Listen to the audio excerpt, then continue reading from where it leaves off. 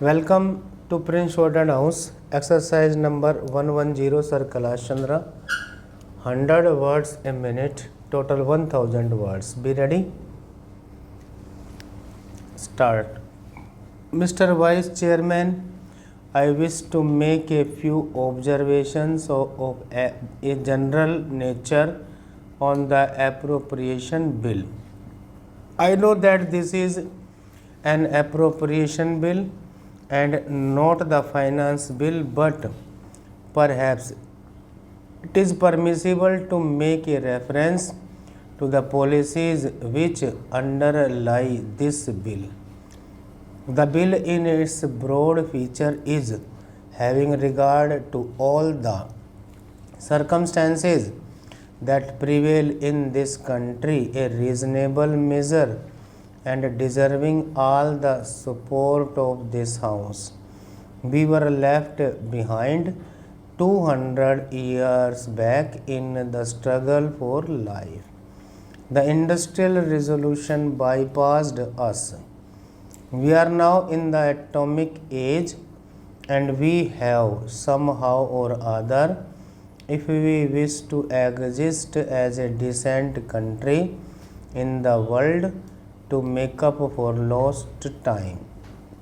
We have to provide for our people a higher standard of living, and that higher standard of living we can provide only by increasing production, and increased production involves increased expenditure. You cannot have increased expenditure without heavy taxation, and it is inevitable, therefore, that the tendency to tax more and more should increase with the expansion of states' activities. We wish to usher in a socialist economy. Let us be clear as to what we mean by a socialist economy. We have heard a great deal about the private sector and the public sector.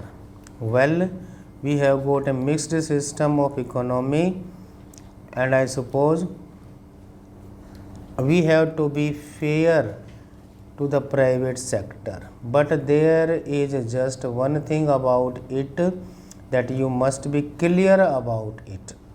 In a socialist economy, the direction of investment and the control of investment must rest in the hands of the state. In a socialist economy, the public sector must dominate the private sector. All this is vital for a socialist economy. I was glad for that reason to find, as an ordinary citizen who was engaging himself in legal studies, that we have nationalized life insurance. I hope we shall maintain and continue that policy. I can see no alternative to expansion of state activity in all directions that concerns the common man.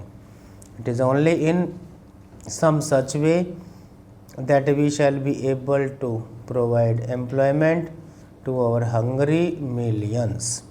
Of course, it does not mean that every tax is a good tax.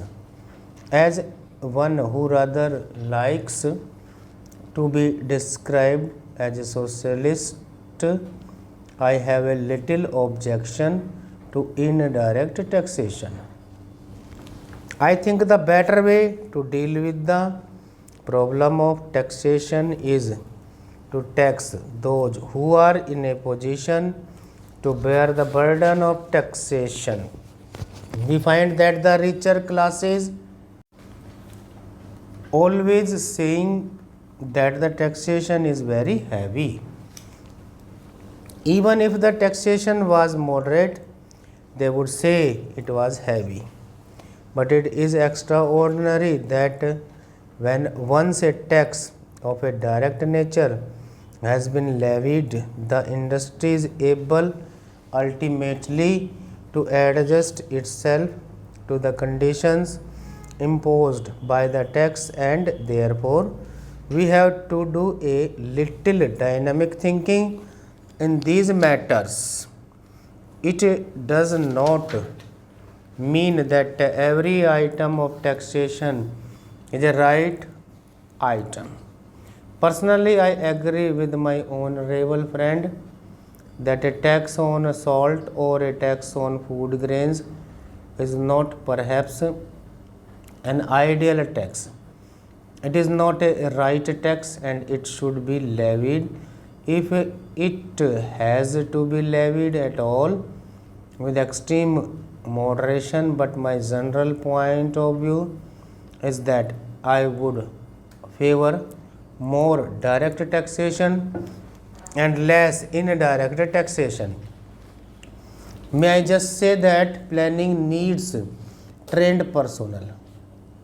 We cannot in the 20th century compete with the advanced countries of the world without trained personnel, and it is for that reason I am a little worried, as one who has been connected with education for well over 35 years in my state, about the rapid fall in our university standards. Now I speak with some knowledge of this question. I have been connected as an examiner with many Indian universities. I know them. I am in contact with our young men, and it is very painful for me to find that they are not able to express themselves today in any language whatever. It is not as if they are able to express themselves very well in Hindi. I should be happy if they were able to express themselves well in Hindi, but the distressing feature is that the vast majority of our students are not well up in their studies, and the tragedy is that they are not able to express themselves in any language properly. Of course, there is overcrowding in the universities. I am not complaining against this overcrowding, and I think education is the birthright to every student. I visualize a time when education in all its aspects will be as free as the air that we breathe. The only thing that we should require or we should demand is the capacity to profit by higher education. Higher education must not be made too expensive for the poor. After all, the unfortunate section of the community has a right to a better deal, but what I am worried about is the fall in standards. We cannot ignore the claims of expansion, and there has been a considerable expansion of secondary education in our state. I think it is right that there should be this expansion. The question, however, is how are we going to reconcile the claims of expansion with the claims of efficiency?